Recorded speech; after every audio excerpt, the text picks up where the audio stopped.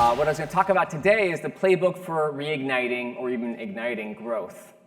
And if you aren't familiar with me, like Rudy said, helped create a new outbound process at salesforce.com. Good job, guys. Thank you. And then since then, I left Salesforce a long time ago. Really have worked with lots of companies and really been fascinated with how do you repeat growth? How do you engineer growth? How do you make growth predictable? And then Jason and I did a book called Impossible to, that's again, too many syllables. Extend a little nice.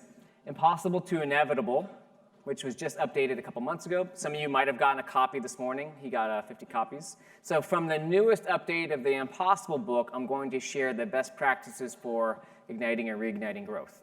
So like the latest lessons learned. Yeah, I mentioned lots of kids, right? Okay, moving on. Not interesting at all, is it? Fun fact, gonna do another book or something about how to, not balance, but kind of integrate. How do you make more money while being a better parent? I guess I've done a lot of that. I don't feel like an expert, but growing a $5 million business while having 10 kids. So that's been an interesting journey over 8 years. So from Impossible to Inevitable, second edition, here's a couple of the highlights. And I'll share them today, right? How this company called SageMount, they're a $2 billion private equity firm, triples the valuations of their investments in 3 years. How Twilio nailed the $1 billion niche, or a niche if you're from Canada or Europe. And uncommon practices of hypergrowth CMOs. Okay, before we dive in, by the way, anyone here from Scotland or the UK? Okay, a couple. Right, we're moving to Edinburgh in October, so yay. Because, we don't have enough to do with that many kids. So one of the biggest trends, and if you were downstairs this morning, you would have heard me mention this, is this rise of overwhelm. There's more of everything. There's more apps, there's more content, more channels, more messages, more like, oh my God, my head's going to explode. So what does that mean for everyone here, right? And this is going to infect your customers, affect your customers as well as your salespeople. They both have the same thing around, like what do I sell? What do I do? I have too many apps. I'm a salesperson, I've got too many apps to use. Or I have too many types of customers, there's too many things. I'm a customer, there's too many apps. There's, 10,000 sales apps now, or 10,000 marketing apps. So that's, I think, the Uber trend, and that affects everything here. So really, a lot of what comes down to growing is focus. So here's some reasons why growth stalls, or it doesn't start in the first place. So for example, you're trying to skip a step, and I'll explain that. I get this from David Skock. I loved it, actually, when he said it. It made so much sense. Companies don't have enough sales roles. Now, how many people here have read Predictable Revenue? Yeah, okay, pretty much everybody. It's funny, there's lots of cities you ask that, and there's like a couple hands go up. I'm like, come on. But, okay, there's not enough sales roles. People still have muddy lead generation metrics. We have this theoretical messaging. Like we haven't nailed our niche in terms of the messaging and the targeting that we really need to do to figure out who our ideal customer is. And the last one is a lot of times sales and marketing. If you're big enough to have sales and marketing, because I know some of you aren't, they don't always work together. Anyway, skipping a step. Skipping a step, pretty simple. So from David Skock, he has these big 3 things. It's a new presentation he's developing. First, you get product market fit. Then you create predictable revenue. And then you scale. Now the problem is people keep trying to skip the second step. We got some customers who are buying. Let's go. We've done that at predictablerevenue.com even. So it's like I think a lot of this is impatience to grow. So again, what David says, trying to force progress by jumping ahead before completing the current phase. It's kind of like 2 steps forward, 3 steps backward. Because we're in such a rush. Because we see all these stories around people launching and growing. So one of the ideas from Jason that I loved that we put into the From Impossible book is this idea of a year of hell and some time frames. Now, often for a SaaS company, it takes 2 years before you know whether it's going to work or not, or what you got. It could take longer. And it might be 5 or 10 years to exit, right? So I think our time frames are so distorted by social media in terms of what to expect and how long it should take. Remember, what gets published is kind of what's exciting, which is typically things happening quickly or failing. And the stuff that people do every day, which is all the long, boring grind, doesn't get a lot of airtime. But that's really what it's about. Is anyone not going through a long, boring grind? There might be one or two. Okay, that's natural. When you post in your social media, what do you post about? You're looking about your day. A lot of it can be kind of boring or busy, but you post the highlights typically because who cares about you brushing your teeth, really? And you're not going to post about if you're yelling at your kids, because first of all, it's totally inappropriate to be yelling at your teenager, because I never do that, and start videoing it, and then to post it. You're not going to do that. So there's these reasons why we're surrounded by an artificial distortion of our reality, which, again, I think feeds our impatience. It means we try to skip a step. Okay, so now I'm going to get to more of the tactical things around sales and marketing that will help drive growth. Because, again, first, I think it's our impatience and expectations. We shoot ourselves in the foot. So SageMount, and actually I just caught this beforehand, SageMount. Regal SageMount's a multi-billion-dollar private equity fund that we do a lot with. And they were really kind enough to add a lot of details for one of the new case studies in the book. How do they triple their investments in 3 years in terms of valuation? Okay, so again, that's repeatable growth.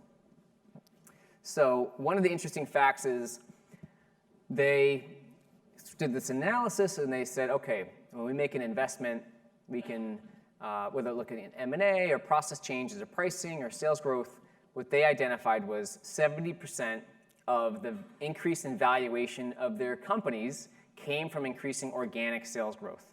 So not from merging companies together, which is part of it, or improvements. It was really that organic sales growth. More leads, more sales. So kind of the 4 highlights, and there's a few other, these are the 4 big things they do. The 4 big things is really they specialize their sales roles, I'd say all the way. We'll get to that.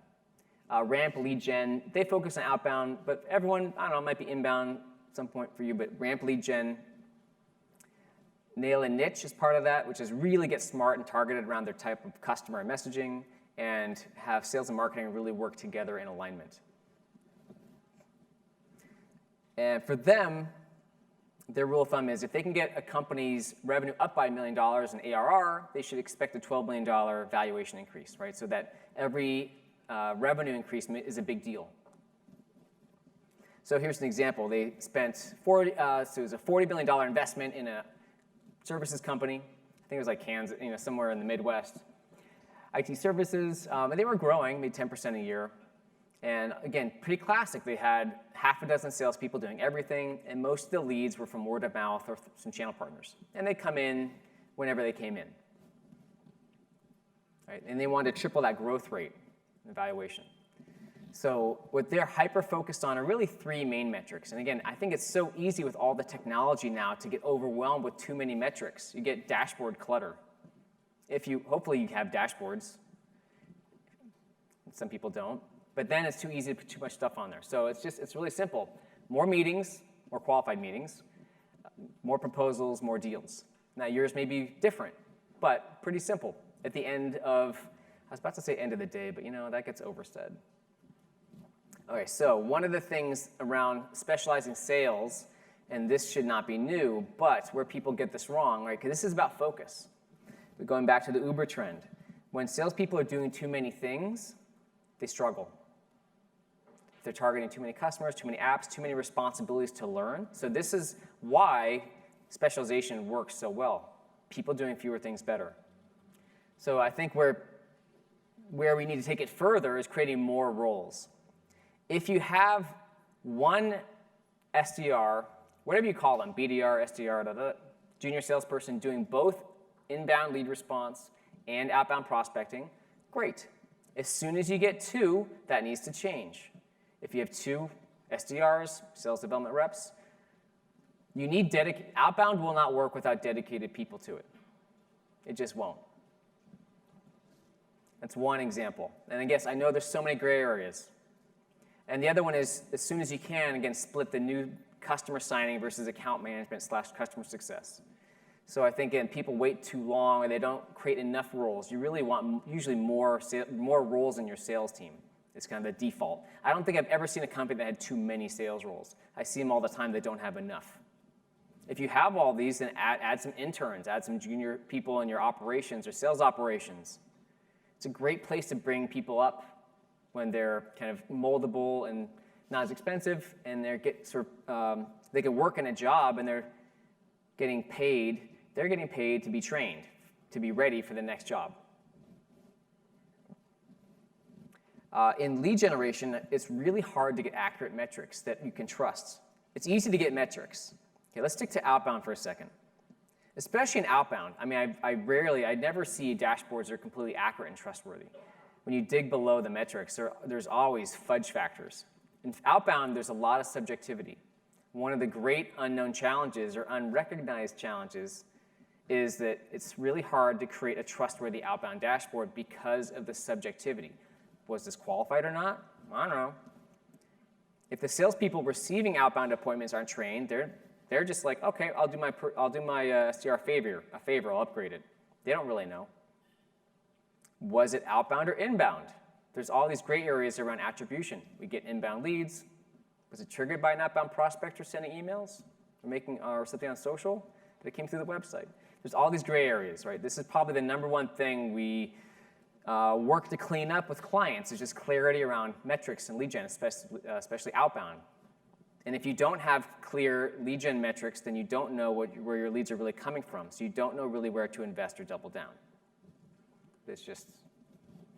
So just a thing on outbound, right? Outbound, there's so many great apps, right? But it's not about the apps, the lists, AI, email templates, or anything else. Outbound is really about the dashboard. If you have an outbound program, whether it's in-house, remote, outsourced, whatever it is, 98% of you will have inaccurate metrics. I can almost guarantee it. Okay, maybe 96%. Really, because I see this all day long. And if you don't know, like, how many times do people say, oh, we're getting $500,000 in pipeline a month from our outbound program? Okay, well, when you really look at it, it might be half that. Whether it's because it's kind of inbound leads that got poached by outbound, whether on purpose or confusion, or a bunch of fluff that's being upgraded that's not real. Happens all the time. So this is our dashboard at home. This is, again, big kids. This is our family car. I like to say we have a Hummer H2, but that's our small family car. By the way, both are for sale because we cannot take them to Scotland, if you're interested. All right, typical dashboard for outbound. Again, your inbound funnel, sorry, this is an outbound funnel. An inbound funnel will look different than an outbound funnel.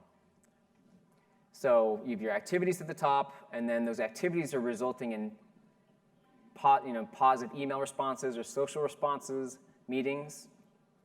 And number three, I think the place where people, again, miss the boat, and it's so important, are measuring the number of qualified audited opportunities.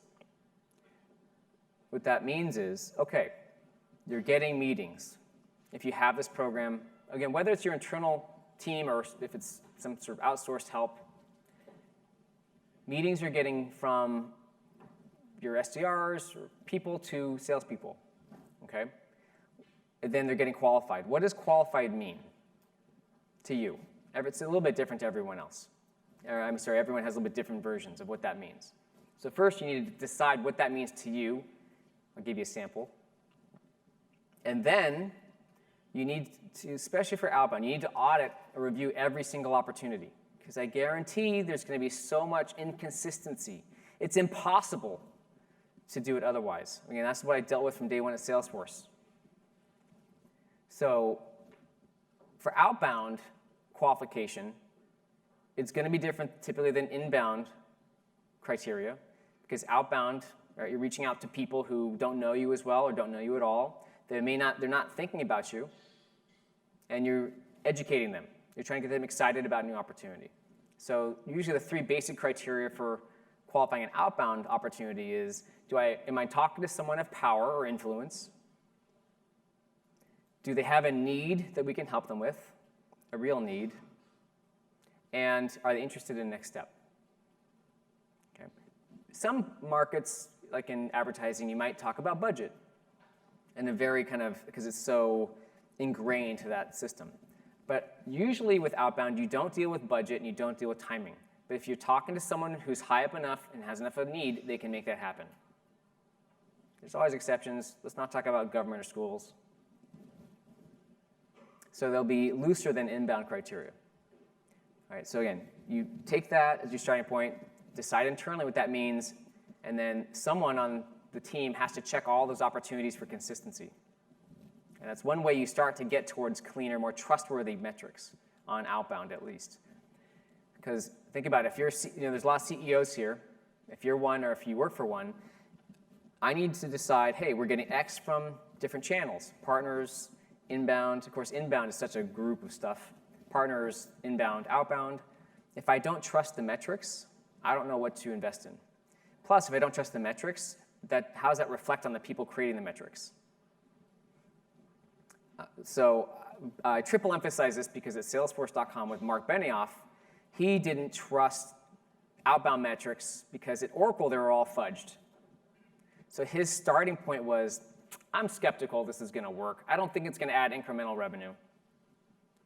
And it took us 2 years before he switched, because there's 2 years of metrics and opportunities and deals that every time he had a question, I remember there'd be a company like, what's a big trucking company? I don't know, I'll just say Citibank. Citibank, we close Citibank, and he'll say, oh, wait, where'd this come from? A partner is saying they brought it in, but outbound saying they sourced it. Oh, crap. We always go back in and be able to prove without a shadow of a doubt that outbound was the source of it. We only took credit for what truly was something we sourced. And so after 2 years, he finally was like, yes, okay, I really believe this is incremental. Now, this is an extreme case, but the point is if you don't have trustworthy metrics, like, you don't want hope, you want truth. Okay, do we beat this horse enough yet? Sample, so Ozora is one of the new case studies in the Impossible book, and this is like a summary of their outbound funnel. What's interesting about them, which I really why I wanted to include them in the new edition, was because they often take years to close a new customer. That nurturing process because they'll sell to companies like car companies. They have SaaS clients too, but they have a lot of older established businesses that are looking to get into SaaS or a subscription. And it might take years to decide to get into that business. So their funnel, again, this is in the book, but 10 new account plans and contacts and dials, but they want to filter through to getting about 1 customer a month, and they call them ZBRs, Ozora Business Representatives, doing outbound, mostly outbound. So nailing a niche, right? This is number 4 out of the 5 points in terms of how do we reignite growth. This section, this is the stuff that wasn't in the predictable revenue book. That later I realized, when people struggle with, let's go back to outbound. But it's true of growth in general. The most common reason is because they haven't nailed the niche. Now, Twilio, I love their story, right? They have a platform. And platforms are really hard to get off the ground because they can be used for anything. I mean, you know about the successful ones, but you don't know about all the unsuccessful ones, where they couldn't get traction to people using it because, well, what do I do with this? It's like if Lego had just only sold boxes of pieces and never sold the kit. So Twilio has done an amazing job basically getting out of their cubes and ivory towers and like learning how to read their customers' minds. And 3 of the ways, there's actually 5 in the book, but 3 of the ways here that I thought were really interesting. One is they talk about walking in their customers' shoes, and they repeat it, it's a value. They actually even go to the point of they offer their customers a free pair of Twilio-branded Chucks, which are basically in the picture, but they put their logo on it, if the customer will give them their old dirty shoes. And they hang those old dirty shoes, maybe they clean them, I don't know, it doesn't matter, in the offices as reminders to the employees to, again, walk in your customer's shoes. Because we always need to be reminded of that constantly. So that's more, but the second one, make your lawyers build apps. Like every employee at Twilio who starts, whether they're a lawyer or an HR, has to build a Twilio app. They eat their own dog food that way. That was one of the secrets of Salesforce. Salespeople use Salesforce, so they knew it. How can you get your own people to eat their own dog food? And the last one, again, something we talk about, I think we know this, but how often do we do it? Can we get feedback before we build it? So Twilio, they have an example where it's an API-based company. So what they can do is they can write the documentation first, get feedback from customers before they write the actual APIs. there is a bit of a trick here because it is true, at least from my experience, you can get customer feedback, and at some point, though, they don't really know what they want. You do have to build something, of course, for them to see. Right? If you're building something new, they know the problem, but they don't know what the solution is. So, but it's the same old thing, whether it's for a presentation, whether it's for a product, try to get customer feedback before you spend a lot of work to build it. So getting into the minds of your customers, here's like a really tactical example. We had a client called Kemberton who sells multi-$100,000 accounts receivables, financial services to hospitals. And they were building an outbound program, and they were started off by reaching out to hospitals to ask, hey, who's in charge of receivables? And yes, these emails still work, and no, these aren't the only emails that work. We do, but it's just a great example. Who's in charge of receivables? Now, hospitals are pretty complicated. There's like vendors, there's patients. Weren't getting responses, doing some interviews and such, interviews highly underappreciated. They then switched to who handles patient cash, right? It was internal jargon, internal language. It was instantly obvious to the people they were reaching out to who that person would be, right? Speaking their language, right? You want to get into the minds of your customers to use their language. I mean, it's believable because I see it so often as the kinds of emails and cold emails that get sent. They're so generic and so you-focused rather than customer-centric. It's hard, that copywriting skills, it takes practice. And as soon as you get it down, things change. But that practice of getting into their minds, whether it's through interviews, using the products they're using, reading the news sources they do, it makes all the difference. You're really developing that empathy for them, right? Empathy is, I'm sure someone has some phrase around like future skills you have to know or mission critical skills. Well, empathy is one of them. You're not going to be able to be successful in marketing without empathy. All right, we're going to get to, here's the last section. Create revenue team alignment. So revenue team, again, it's this whole migration from sales and marketing to revenue. How can you look at that? There were sales ops and marketing ops, now there's revenue ops. I don't know, but it's true. It's like you don't really care where it comes from. You want the revenue to work together. What sales versus marketing? Revenue team alignment. And there's reasons why there's always been this gap between sales and marketing, right? They have different goals. There's often different backgrounds and experiences. There can be different systems. Maybe they're in different locations, different budgets. So how do you get them to work together? So here's 3, and I'll emphasize 1. But one of the key steps that makes such a big difference is having those SDRs, especially on the inbound side, right? The oldest complaint of marketing in the book is we generate all these leads that don't get followed up on. True, but you got to realize that salespeople are busy, and it's just they're not going to be good at it. They're just not. That's just so. If you have an inbound SDR team, again, you might call them MRRs, market response reps. It doesn't matter what you call them. It's the junior salespeople who are dedicated to responding to inbound leads, whether they're in like website chats, whether they're down, whatever they are. Okay, that's how you ensure great follow-up, and that's how you ensure that bridge from marketing leads to sales is solid. Whether they sit under marketing, whether they sit under sales, really the most important thing isn't the function, it's which leader will be more passionate and dedicated to making them work well. That's how you know where they go. The second one revenue leader that speaks both languages. And by the way, I know, hey, this kind of stuff actually, there's probably a bunch of you here that don't have a sales and marketing leader.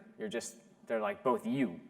So I get that. This is a good problem to have once you actually have a dedicated salesperson, a sales leader and marketing leader. Some of you are like, I wish I even had that. It's just me. But ultimately, you need one leader who speaks both languages. And here's where people go wrong. When there's a VP of sales and VP of marketing and the CEO, right? The revenue leader is the CEO. They need to put more time in to make sure that marketing and sales are synced up. There's usually too much delegation, like, marketing will do their thing, sales will do their thing. No, they need to be more hands-on. It's more common now to have a CRO or a VP of marketing. We have a VP of revenue. We have a VP of revenue, Mina, who's great. We were hoping she could come down here for today, but she's at Burning Man, so, what are you going to do? Although I guess nowadays she should be able to dial in, right? But you need who's that one revenue leader who ultimately will be in charge, not responsible just for the revenue, but also that the two groups are synced. And that's what's usually missing when you don't have a CRO or VP of revenue, VPR. And the last one, again, we emphasized in the book, is marketing needs some kind of lead commit. So the further along towards revenue, the better. Again, there's going to be a lot of shades of gray depending on how advanced or mature you are as a company in your metrics. But typically, rather than MQLs or new leads, at least try to get to sales qualified leads, SQLs. There's so many terms, okay, SAL, sales accepted. Basically, it's the point where the lead gets into the hands of a salesperson and they accept it, whatever you call that. FBI, CIA, TLA, I don't know. MQL is just not far enough along. If all you can do is measure MQL, great, start there. To measure SQLs, it is harder because you have to have consistent definitions on what is an SQL. Are people actually logging things in their CRM according to that definition, right? So it's kind of a forcing function to clean up your act as well, to get to the point where you have a trustworthy metric. Because that's where marketing and sales, they agree, right? Sales wants SQLs. Anything earlier than that, it doesn't really serve them. So again, it's a waste of everybody's time to expect sales to do more follow-up on earlier leads. It just is. You have 1 out of 10 or 1 out of 20 or some rare unicorn salesperson that can do everything. They can do the follow-up, they can do prospecting, and they can close and this, that, and the other. But you can't build a team out of that. So, to wrap up here, to reignite growth, or again, if you don't have it in the first place, get it going, that mindset, how long is it going to take? You don't know. Have goals, but not expectations, if that makes sense. Any emotional energy wasted on, I'm not where I need to be yet. And we all feel that to some extent. That's a waste. Okay, where are you? What's next? And with sales, if you can add more roles, that usually helps. So again, the most common, I saw a report by Bridge Group that 75% of SDR, BDR teams, those SDRs, they juggle both inbound lead qualification and outbound prospecting. I'm like, no. What can you do to ramp lead gen? Whatever works for you, right? And again, the chances are your dashboards are inaccurate. Either they're not detailed enough in marketing. So the problem with marketing is there's so many types of campaigns, events in those funnels and word of mouth. Like, you have to really kind of look at it campaign by campaign. So it's kind of overwhelming. It's hard to figure that because it's so complicated. In outbound, the problem is the subjectivity. You can't trust the metrics unless you've gone down there and there's someone who's actually auditing every single opportunity. Then nailing a niche, or niche, I'm getting into in Scotland mode, nailing a niche. So what can you do to get into the minds of your customers? Usually that's more interviews. That's an easy place to start.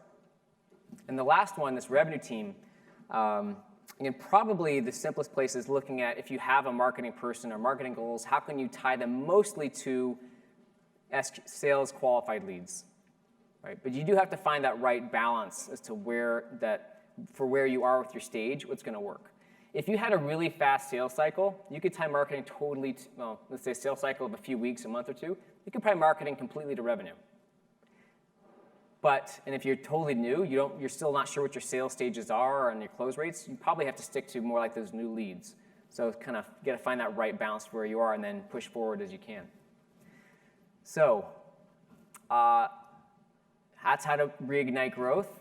Thanks very much. Enjoy your day here. I'm going to be around for about an hour before I try to get back to Los Angeles, where we're currently living. So thanks very much. Really a pleasure to be up here, and thanks to the SaaStr team. Great job.